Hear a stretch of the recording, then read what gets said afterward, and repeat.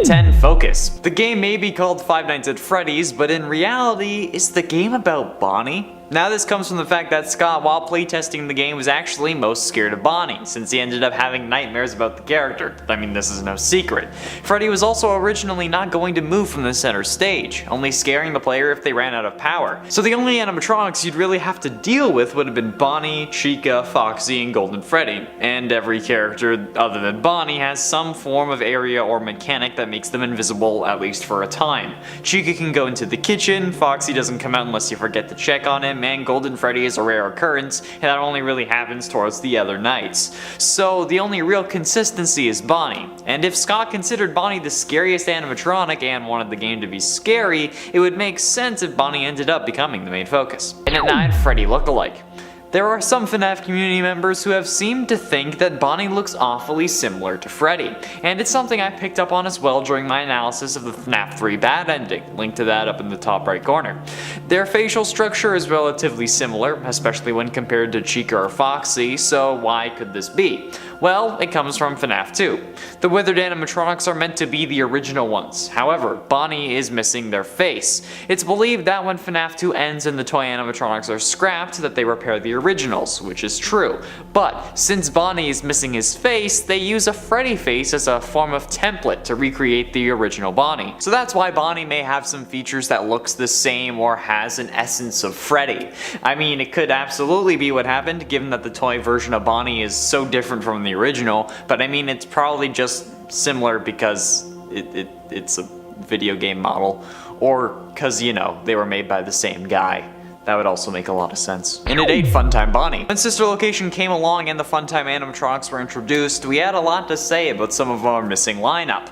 The main one being Chica. But while there was no Funtime Bonnie per se, we did get a hand puppet version of Bonnie called Bon Bon. But who are we kidding? That's not good enough. But luckily the source code of Scott's website, scottgames.com, came in clutch and provided us with a potential explanation as to where our furry little wouldn't be furry in this context friend had gone. He was rented out. In the source code, theorists found the phrase Chica's Party World in a slightly abbreviated form, which led us to the conclusion that Funtime Chica had been rented out to her own themed restaurant called Chica's Party World, and this caused us to draw similar conclusions for Bonnie, perhaps not being rented out to a specific restaurant or location, but possibly for a birthday or some other event. While we didn't see them mentioned, it's still nice to think that Bonnie was still alive. That or William just didn't have enough combined remnant metal to make another animatronic. And at 7, Glamrock Bonnie. While we did originally wonder where Funtime Bonnie had gone, now we are left asking where Glamrock Bonnie is. With all the trailers for Security Breach, the only version of Bonnie that we've seen is one that has their face plastered in a bowling alley. Other than that, we see no sign of not only a Glamrock Bonnie, but really any Bonnie animatronic in the newest Fazbear game. Like, what? Why? How can there be no Bonnie? Are they trying to cut back on the scare factor so they cut out the one who Scott thought was the scariest, or are they trying to cut back on the ships? Because I'd understand that. I mean, like I already mentioned in a previous video how Roxy is basically a hybrid of Foxy and Bonnie, so I mean, like, if you're trying to cut back on the ships, that's not helping. Also, where's Foxy? I guess it's probably for merchandise reasons, because let's be honest, even I wouldn't want a full wall of Funko Pops that are just the same animatronics but in different forms. I mean, like, don't get me wrong, it would be cool to have some of my favorites like Grim Foxy or Dreadbear, but if it's just Foxy, Bonnie, Chica, and Freddy over and over, it would get a little boring. So I get why they're introducing more characters. Gotta get that cash money. Why do you think we talk about FNAF so much? And at 6, Chocolate Bonnie. Chocolate Bonnie is certainly one of the more interesting animatronics added by the AR game Special Delivery. It's funny, because I made a whole list about animatronics that would taste good, and this was just a gimme. But why is this a thing? Like, sure, it was for Valentine's Day or Easter or whatever, but like, what is the in-universe reason for these animatronics? Like, Chocolate Bonnie literally has a whole chunk taken out of him, and has candy buttons and sprinkles like those cosmic brownies. Like, what compelled the Fazbear Entertainment Company in-universe to create an animatronic out of chocolate? Like, even the endoskeleton is chocolate. I feel like this was like a joke pitch from someone that like they gave at a meeting to try to illustrate how ridiculous they would go, and someone took it seriously. Like when I jokingly suggested top 10 scary old town roads, and they actually made it on Most Amazing Top 10. I think that was me. I know I've made some ridiculous suggestion that I thought that they would take as a joke, and then they actually made it. and that's like the most ridiculous video that I can think of off the top of my head. So I feel like that was me. I feel like that's it. But it's been so long that I've forgotten. I feel like Liam was like, oh yeah, the Lil Nas X. And I was like, top 10 scary old town roads. And he's like, yes. I said, no. Halfway through into number 5, Shadow Bonnie. Shadow Bonnie has been in the game since FNAF 2 and has even been one of the most recurring characters, making his way all the way into FNAF AR. But who is this mysterious pitch black rabbit animatronic? The most popular theory is that they are some form of springlock victim that wasn't able to possess the suit for one reason or another, so instead their agony manifests into a pitch black cloud of pain shaped to look like the thing that killed them. And that's pretty haunting in and of itself. But what the heck is going on with the fact that it looks like Toy Bonnie? Toy Bonnie isn't a springlock suit, it's just a pure animatronic, so why would the agony manifest into looking like a non-springlock suit if they were killed by a springlock version? Why not possess the golden Bonnie suit so William couldn't end up using it? And why does looking at this animatronic for too long cause your game to crash? There are only 3 animatronics that I know of that cause this, and 2 out of the 3 of them are both variations of Freddy. Golden Freddy and Nightmare, so what gives? In at 4, Nightmare Bonnie. The Nightmare animatronics are the center of quite a few theories, thanks to the confusion FNAF 4 caused in the community. However, while we could discuss why the animatronics have stomach mouths or why they're all torn up, since the stomach mouths are most likely because of Elizabeth getting scooped and being torn just makes them look scarier, I wanted to ask why Nightmare Bonnie looks the most tame out of all the Nightmare animatronics. Like, seriously, when I look at them, I find Bonnie to be the least scary. The others have at least one thing that really sets them apart usually, especially Nightmare, but Nightmare Bonnie seems the most generic, and I have a theory as to why. When talking about Bonnie, it's impossible not to mention how he gave Scott nightmares while testing the first game, like I said earlier. In a way, this version of Bonnie is how Scott always saw him, but I believe in an effort to make the Nightmare Bonnie less horrifying for him, he made the most basic Nightmare animatronic that he could, so he could still play test the game without having nightmares again. Or because he made Nightmare Bonnie first and then added stuff to the other ones to make them more unique, or make them different, aside from the fact that they're all different animatronics. You get what I mean. Getting close to the end in number 3, Twisted Bonnie. The twisted animatronics are something we have yet to see in game, and that's probably going to stay that way, as a way to differentiate the books from the games, at least in a sense, other than them being books and games. However, what if this isn't the case and we've already seen the twisted animatronics? It's entirely possible. The whole concept that the twisted animatronics run off is that they twist reality. They twist what you see using discs that emit high frequency sounds, so you see what you'd like to see rather than what they actually look like, sort of an eye of the beholder thing, or they just have a fixed thing of what you see other than their actual appearance. Either way, we've seen something similar or potentially similar in Sister Location, located on Funtime Freddy's chest. The game calls this his power module, but if it powers the whole animatronic, why is it so easily removable and not plugged into anything? This led fans to conclude that this was our first look at these sound illusion discs, and that the Funtimes may be using them to conceal their real form, the twisted animatronics. It would make sense given that their endoskeletons are made of remnant of all 5 of the original victims, the missing children from the missing children's incident, and if that's the case, where is Twisted Bonnie? If there is no Funtime Bonnie, is it someone else? Someone like Ballora or Baby? Or is there an animatronic that we missed that is still out for our blood? And ultimately in at number 2, more shadows. Now I've discussed Shadow Bonnie earlier on this list, giving ideas as to how he ended up being created, but there's actually a theory that there are 2 Shadow Bonnies. The ones we see in the games, like FNAF AR and FNAF 2, but also the ones we see in the mini-games of FNAF 3, since the one in the mini-games appears to be more like the yellow Spring Bonnie suit that we can also see in those mini-games. Whereas the previous Shadow Bonnie is very much based on Toy Bonnie, which only goes to further add to the whole Springlock victim theory, since FNAF 3, where this minigame version appears, is heavily focused on Springtrap and the spring locking that caused him to become Springtrap in the first place. Then again, this theory wasn't really prominent until the release of FNAF 3, when we learned of an unfortunate incident at the sister location involving multiple and simultaneous Springlock failures, so yeah. But it's still a theory. A Shadow Animatronics theory! Thanks for watching! But don't leave, I still have number 1. Finally, in at number 1, Jeremy. This is all but confirmed at this point, being considered canon by many, and by many I mean basically everyone. However, it's still technically a theory until Scott actually 100% confirms it. So, who is the one possessing Bonnie? Most assume it to be a kid named Jeremy. Why, you ask? Well, thanks to FNAF 3 and FNAF 6. FNAF 3's endings feature the heads of the original 4 or 5 animatronics, laying on the ground with lights either on or off. I mean, like, those are really the only 2 options. However, the placement of the heads is something to take note of, since in the FNAF 6 Lorekeeper ending featuring the gravestone picture, it also has a similar placement to the heads, with one remaining mysterious and away from the others, this one being Cassidy's grave behind the grass, relating to Golden Freddy's head in the back of the FNAF 3 bad ending. The other graves go as follows: Gabriel, Fritz, Susie, and Jeremy, and the animatronic heads go Freddy, Foxy, Chica, and Bonnie, which kind of annoys me, since the most common way I've heard the animatronics listed off is Freddy, Foxy, Bonnie, Chica. I mean, like, it's just like a slight OCD moment, because it just sounds right, you know? Like, it's long, then short, then long, then short, and then the B and C's are in proper order, but the F's are more abundant, and that's why they're at the front.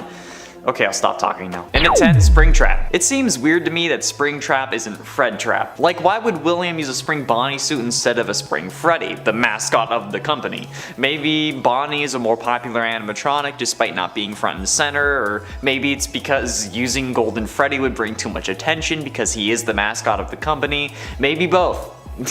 I don't know. But in-universe reasons aside, I think I know why this is the case in our world. It's common knowledge by now that Scott Cawthon, while developing FNAF 1, was given nightmares after being jump-scared by Bonnie during the playtest of the first game. This didn't happen with any other animatronic, so Scott ended up finding Bonnie to be the scariest. Maybe that's why Afton chose it, because Scott wanted the last game of the series to be scarier. And before you get mad, in an interview, Scott Cawthon said that FNAF 3 was planned to be the end of the series, so Springtrap would have been burnt, and that's why the puppet was there on some rare screens. However, the community was disappointed with the Springtrap jump scare, and that's why he made FNAF 4, and then 5, 6, 7, and 8.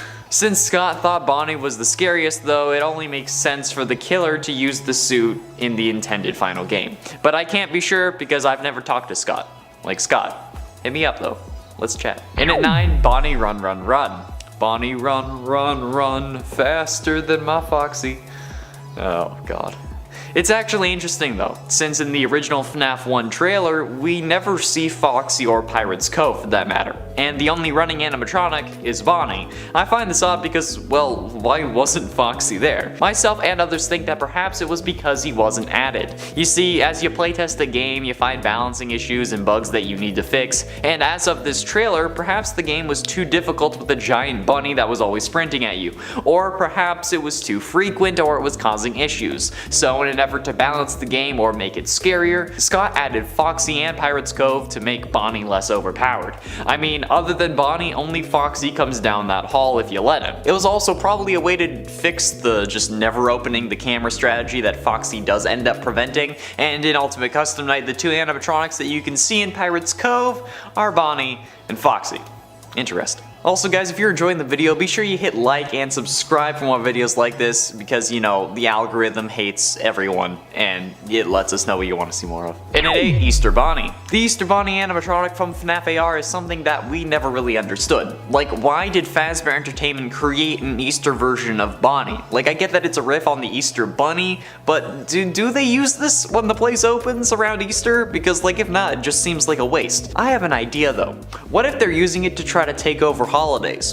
Think about it. I know it sounds outlandish, but I mean, like, Fine Bros tried to trademark the word react, so. They also have multiple holidays represented with special animatronics. Easter Bonnie and Chocolate Bonnie, Liberty Chica and Firework Freddy, Katrina Toy Chica, Heartsick Baby and Blackheart Bonnie, Shamrock Freddy. There's even an unused Easter Chica, for crying out loud. That's 4 separate holidays that Fazbear animatronics have no business in, with animatronics representing them. Like, why?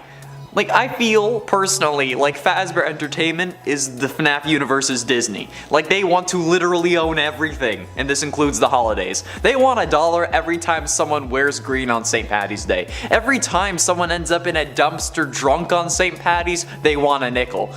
I'm not speaking from experience. Every time a kid finds an Easter egg, it has to have a token for Freddy Fazbear's inside. That's what this company wants. A total, absolute monopoly. And you know what? They're close. They really are. And at 7, Toy Bonnie. The FNAF 2 toy animatronics are pretty interesting. They're meant to be able to access criminal databases to detect predators and killers so that another missing children's incident doesn't happen. However, they attack us even though we haven't done anything wrong, at least to our knowledge. But remember, these animatronics are meant to protect kids, not adults. And as of night 7 in FNAF 2, we play as someone who looks exactly like the one who caused the missing children's incident. But I don't think that's what's happening here. I think these animatronics were intentionally flawed so that they would get scrapped. And look, that's exactly what happens. Why do I think this? Well, who made them? William Afton.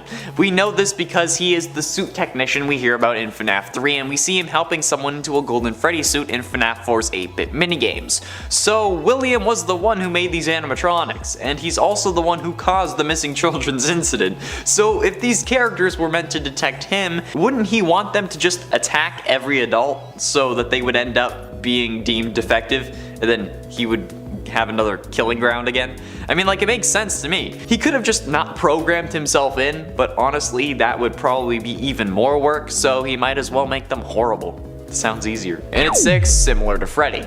Last time I talked about how some fans think that Bonnie's face was remade using Freddy's as a template, hence why they look slightly similar. However, this time I want to discuss how not only their faces look similar, but how the rest of them does as well. Looking at the animatronics, each have a bow tie and no buttons, whereas no other animatronic in the first game has a bow tie or tie of any kind for that matter, unlike yours truly. They also have a similar body type, with their original versions basically being identical. And we know that Bonnie is meant to be blue, however this original version looks to be more purple than blue, which did confuse some people at the beginning.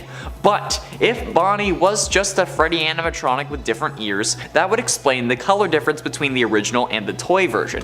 From what I understand about colors and how subtractive colors work, subtractive being when you subtract light from colors when adding them instead of adding it like you do on a computer, blue over Freddy's brown would result in the purplish color we see original Bonnie have. And I mean, like, if they already had another Freddy animatronic, it would be cheaper just to recolor it. So is Bonnie more than a Freddy face clone? And are they more alike than we first thought?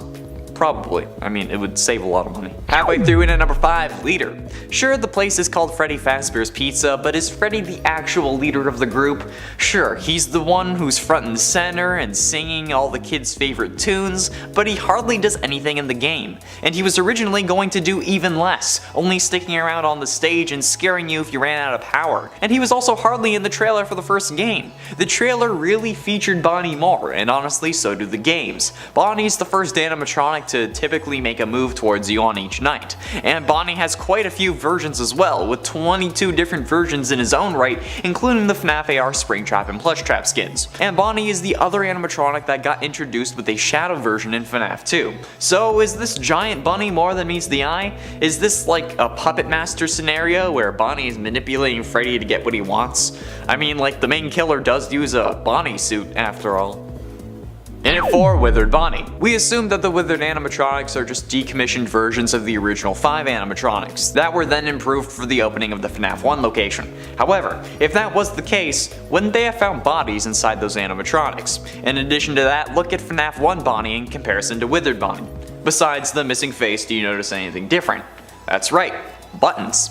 Withered Bonnie has 2 buttons on his chest, whereas FNAF 1 Bonnie doesn't. So how would these be the same animatronic? I guess you could say that they removed the buttons, but the bow tie also just seems off. And as we can tell from the FNAF VR parts and service minigames, the bow tie is a part of the animatronic, not like an actual bow tie that can be easily changed.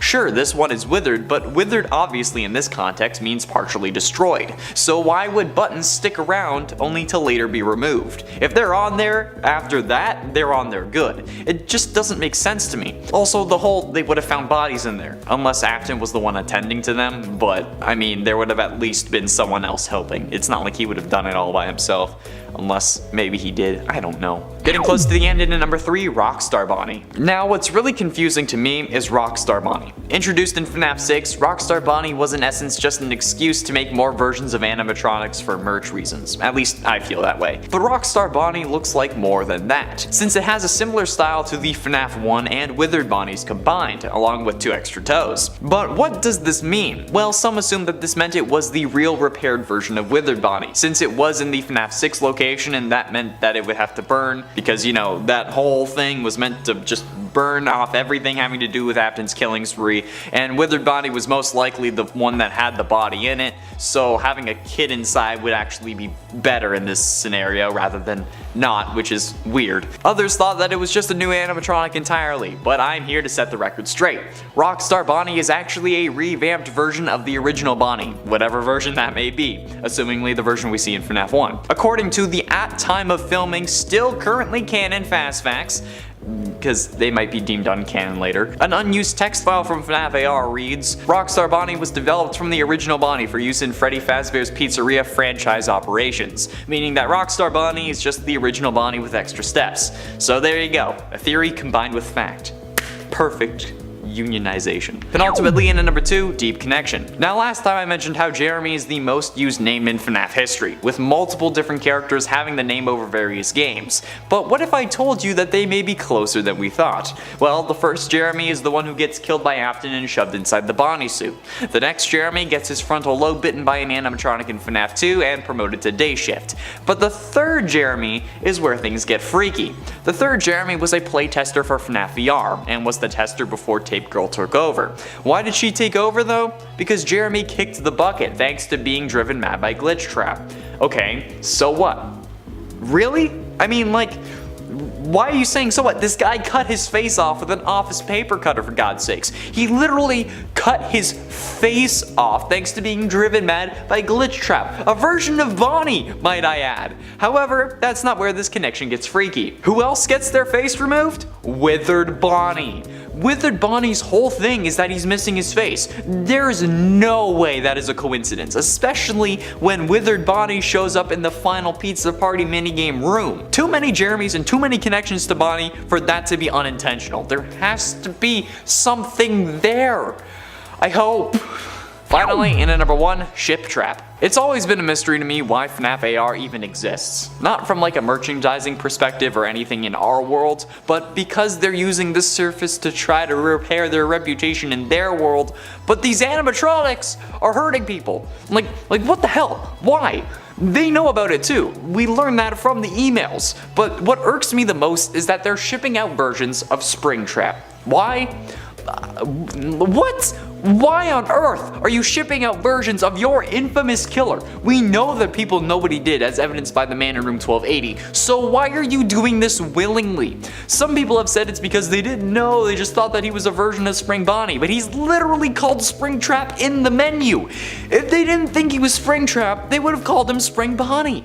The name Springtrap implies that someone was trapped by the spring locks. It makes me so angry. I don't get it.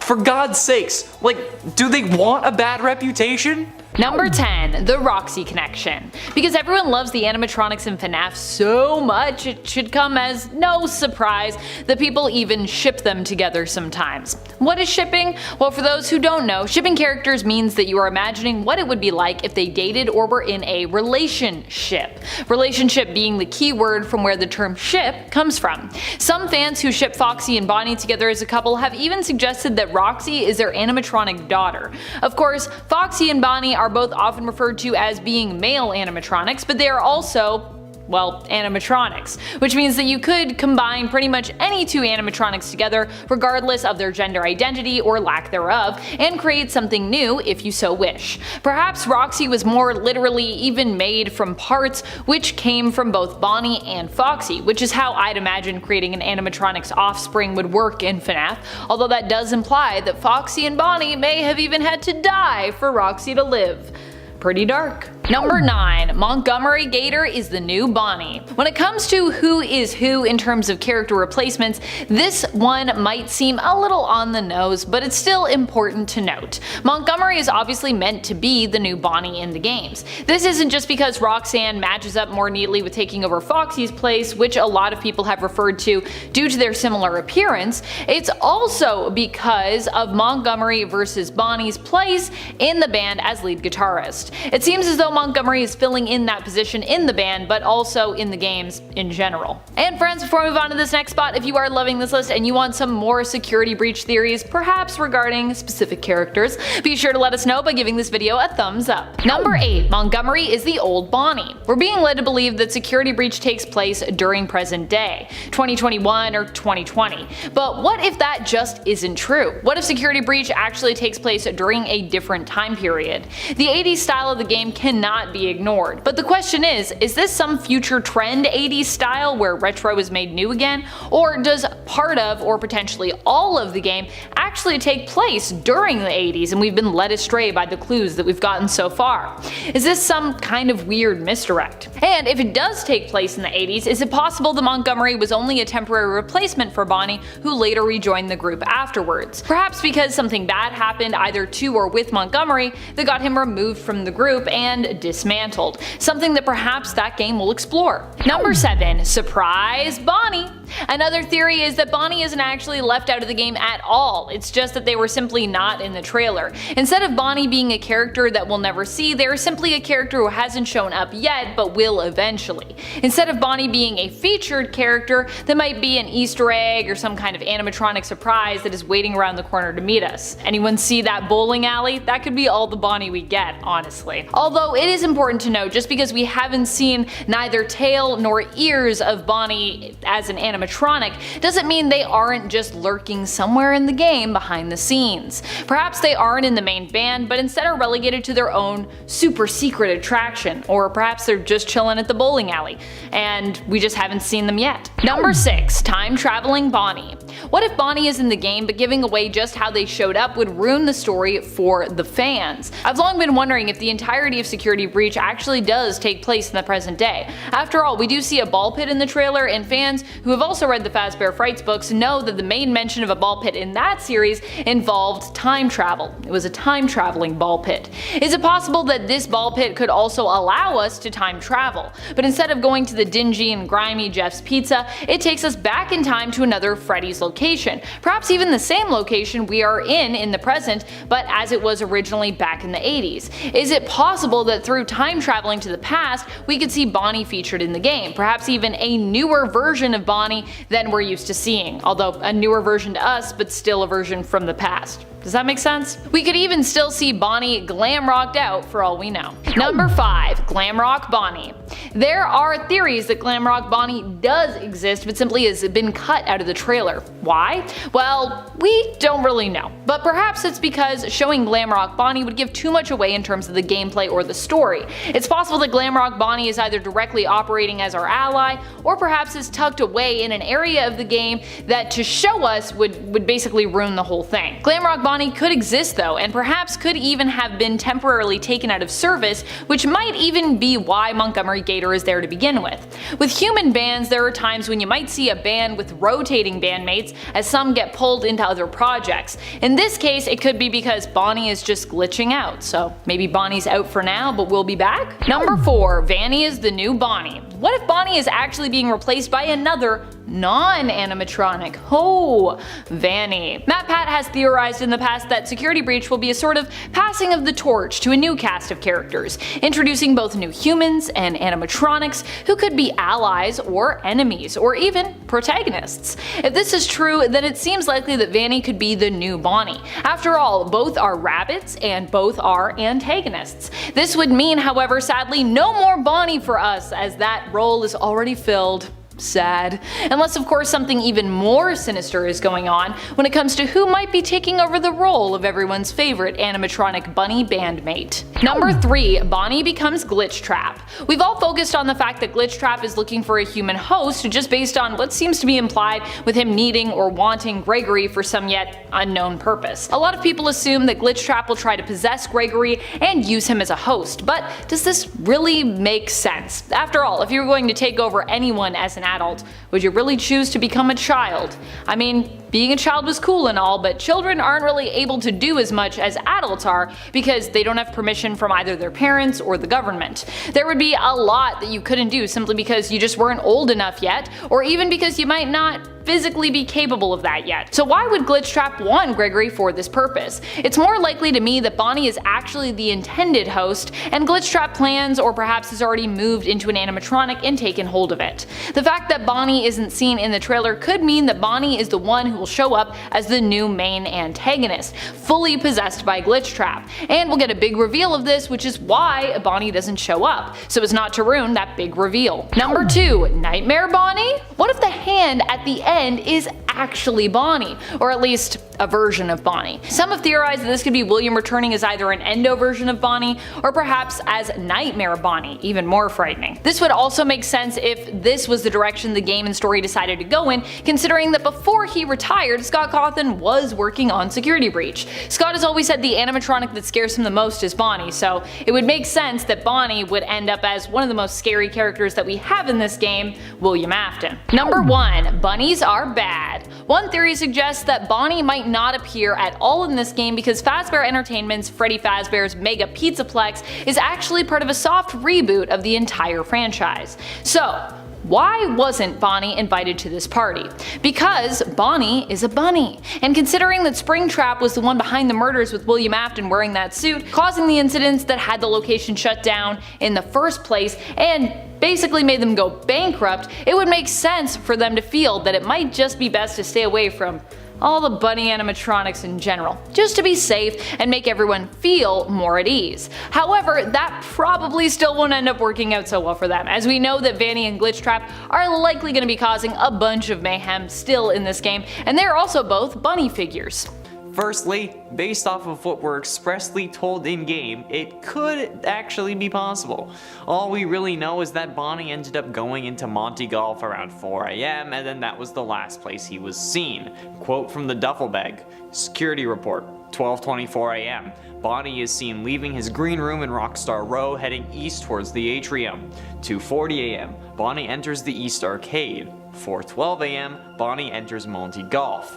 That's the last of a repaired Bonnie that we ended up seeing, since in another bag we learned, quote, with Bonnie out of commission, we are making Monty the new bass player. Parts and service has already done the proper adjustments. This could be a good thing. Monty could be even more popular than Bonnie. Which, in combination to the fact that Bonnie was last seen in Monty Golf, suggests that Monty is the culprit behind Bonnie's destruction. Which is odd, in my opinion, because like we know Monty loves smashing things, so like that's not the weird part about this. My thought is, where was Monty chilling before he moved into Rockstar Row? Like, we don't see any real living quarters in Monty Golf, and the only other animatronics that we see outside of the core 4 is the daycare attendant who has his own room above the ball pit. So, where could Monty have been staying if not in Rockstar Row? Anyway, if Monty is to blame for the destruction of Bonnie, we could see Bonnie come back in the DLC. But unfortunately, it wouldn't be really to get revenge on Monty, since we see that Monty does indeed face justice. At least, justice if he was guilty for the crimes. And if not, then it was just destruction. There is another theory, however, that could counter this point if it's true. The idea that Glamrock Bonnie's endo was used to create the new body that Afton inhabits in the true ending, Burntrap. Now, we've covered this in another video, link to that is in the iCard, but in that video we came to the conclusion that the entire endo wasn't used, since the shoulders on Burntrap aren't wide enough compared to the male Glamrock endos. and the fact that Afton's muscle fibers, or nerves, again, still not quite sure what they are still connected, would prove that it's the old suit. But there are sections where the fibers are blocked, like on the left foot and left arm. Both things that he was missing, or were more damaged at the time, while in his scrap trap form, seemingly suggesting that perhaps these specific parts came from Glamrock Bonnie instead of the whole endoskeleton. Maybe they were the only parts that they could use after Monty had his fun. Maybe they cut Monty off from destroying the rest of him, hence why he starts smashing his green room. We're not sure, and frankly the latter is just speculation, but it's still interesting. Originally, I was against the whole Glamrock Bonnie endoskeleton thing because, well, frankly, the body in the suit kind of disproved it for me. But I think I might have found a way to make it work. Like I said, looking at the model, I'm still not 100% sure. But if this was the Glamrock Bonnie endo, again, it would need to have broader shoulders, and actually it would need to be shorter. Unless they're like using the female endo for Bonnie, which wouldn't really make sense, so I don't think that they would, especially if they're going to give Bonnie shoulder pads. But I mean, like, even if we scale them so they're the same height, the endos, when posed the same way, and I'm comparing to like an actual endo, not the Glamrock Bonnie fan art, they still don't line up. And I mean, there are similarities between the two, of course, but there aren't enough where I can even call this above 50%. There are also issues of, again, the muscles being woven throughout the body. If it was just the head, I would understand, since they could have just put the old head on a new endo body, but with the muscles throughout the rest of the endo, that's too intricate to have been placed there. Even if they were, they would be dangling. They would just be hanging out, unless they had been stuck there like with super glue. Because like they were deep in there, because you know, he was shoved full of machine parts. So yeah, if Afton was going to transfer his head to a new endo, it wouldn't come with the rest of the body bits. So yeah, I'm gonna go with they added the arm and the leg on after the fact. But what would that mean for Glamrock Bonnie? Well, it would mean that if decommissioning Bonnie was a part of Vanny's plan to resurrect Afton, there would really be no Bonnie available that you could bring back, since he would really just be decommissioned. And while the other animatronics do come back, losing a leg and an arm is worse than your legs, your eyes, or just being smashed, since he wouldn't really be able to hop around on one leg despite being a bunny, and since he only had one arm, he wouldn't really be able to crawl like Monty does. So, I mean, I suppose the DLC could instead just be replacing Monty with Glamrock Bonnie, but that's achievable with mods, so there isn't really a point to making that a paid DLC, since we would all just opt into modding the game for that experience. Plus, certainly the model they use for Bonnie wouldn't end up being the one added to the mod instead of the current one, so at this point we'd need a solid DLC to actually make it worth it. With that being said, however, Bonnie being decommissioned might actually impact his presence in the game, but not to this story, since the DLC could be, like I've suggested before in other videos, a series of missions that involve us investigating his disappearance, possibly as a favor to Freddy, since he really seemed to miss Bonnie. Like, he was pretty sad when he was saying that there's no Bunny in this Pizzaplex, not anymore.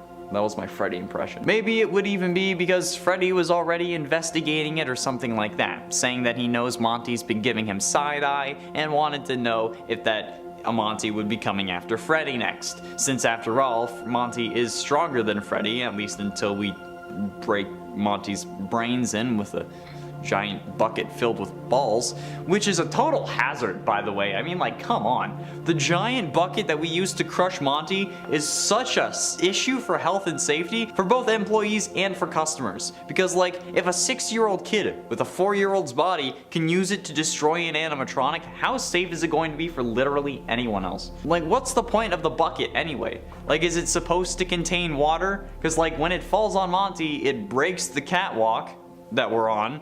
And honestly, water, especially in that quantity, is going to be a lot heavier than some ball pit balls filled with air. Seriously, who the living hell thought that this was going to be a good idea?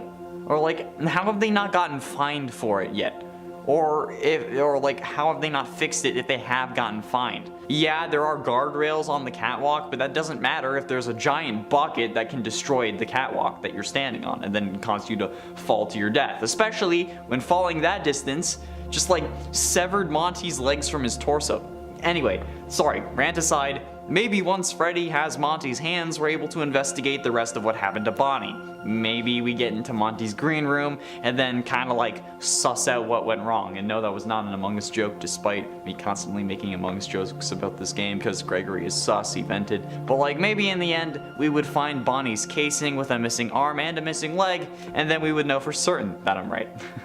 Now, do I think that this is going to happen?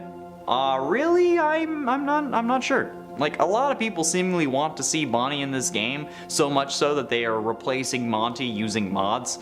But also, the idea for the Choose Your Guardian DLC is also very popular, and perhaps even more popular than the others. However, since we know DLCs to be canon add-ons, I'm guessing that a Bonnie investigation would be more likely than switching up the robot who protects us, since honestly, the whole Bonnie thing has less lore implications in the long run. Having someone other than Freddy protect us just seems like it would be too messy, especially with the fact that we would have to steal the other bits from the animatronics, and if we pick Roxy, then we have her eyes the entire game, which is kind of cheating. But like, you know, you get it? You do understand what I mean here? Like, I like the idea, but it's probably just gonna have to be a mod instead of actual canon DLC, okay? I hate to say it, even though I say it every time I talk about this mod.